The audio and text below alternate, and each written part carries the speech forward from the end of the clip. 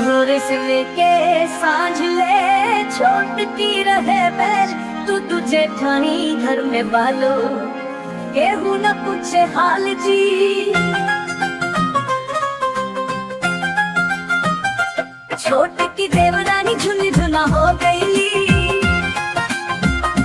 छोट की देवरानी झुन झुना हो गईली। दो तीन के बीच दो तीन पे सैली, दो तीन के बीच दो तीन पे सैली, दो तीन के बीच दो तीन पे सैली।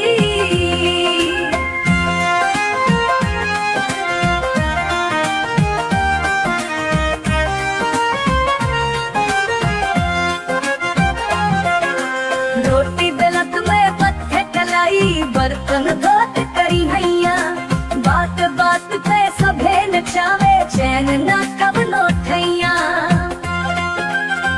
हाँ रोटी बेलत में पत्थे कलाई बर्तन धोत में करी हई, बात बात पे सभे नचावे चैन न कब नो ठैया। होने से गई हेने से गई, हेने से गई तो होने से गई।